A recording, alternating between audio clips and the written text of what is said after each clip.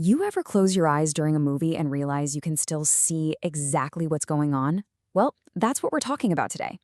We're going to explore the invisible art of telling stories with sound, how it went from painting pictures in our minds over the radio to building these huge immersive worlds right on our screens. Just listen to that for a second. Suddenly, I was lying on my back, looking up at the stars. With just that one sentence, without a single image, your brain just built an entire scene, didn't it? You could almost feel the night air, maybe hear some crickets. This, this is where our journey begins, in the pure magic of old-time radio. You know, long before we all had screens in our pockets, stories came to us through speakers. Our own minds were the projectors, doing all the heavy lifting to create the visuals in what people brilliantly called the theater of the mind. Back then, the mission was, frankly, audacious. Make the listener feel like they were right there, an eyewitness to the action. Using only voices, music, and sound effects, these creators had to conjure up entire worlds. Just think about that challenge for a second. How do you possibly convey the vastness of the Panama Canal? Using just sound. It took some serious artistry. And this right here, this is storytelling at its absolute most efficient. A simple line like that does all the work. You don't just hear the traffic, you feel the hustle and bustle of downtown LA. The words and the background noise just fuse together to paint the entire picture. No screen necessary. So, how in the world did they pull this off? What was in their toolkit to create all this magic? Well, with the analog tech of the day, it really all came down to mastering just a few core hands-on elements.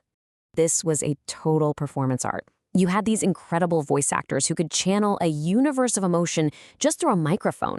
Then you had live sound effects artists, the original Foley artists in the studio, using everything from coconut shells for horse hooves to crinkling cellophane for a crackling fire.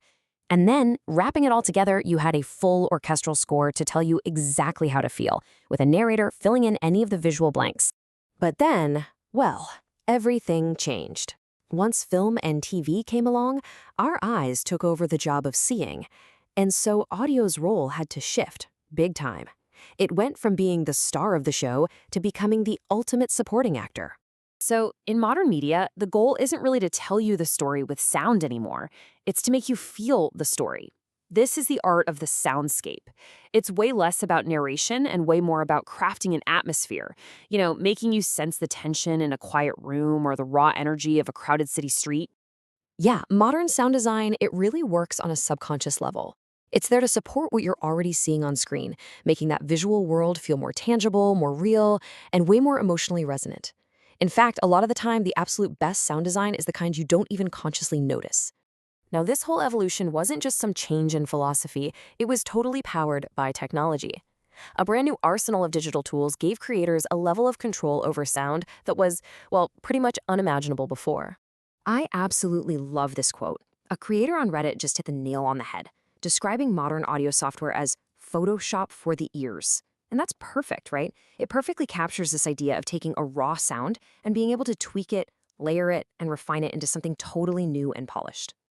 I mean, look at this comparison. The evolution of the toolkit is just stark. The raw, live performance of a Foley artist in a studio gets replaced by these massive digital sample libraries. The natural emotion in a voice actor's performance can now be surgically enhanced with EQ filtering. And the sweeping sound of a full orchestra, you can build that layer by layer on a single computer. The workflow today is just so powerful. A creator can start with a simple bass sound, use equalizers or EQs to basically sculpt its tone and texture, and then just layer in other sounds to build this incredibly complex emotional atmosphere, all from the ground up. Okay, so we've got these two vastly different eras, right? One of analog tape and live performance, the other of digital code and infinite tweaking. But when you get right down to it, underneath all that changing technology, is the fundamental goal of audio storytelling still the same? The answer really comes down to a single word: immersion. It doesn't matter if it was a radio producer back in the 1940s or a sound designer today. The end game has always been the same: to completely dissolve the boundary between the audience and the story, to make you forget you're listening or watching, and to make you simply believe you are there. There's this poetic line from a modern sound designer on Reddit that just captures this timeless ambition perfectly. I want our ears to see what we are hearing.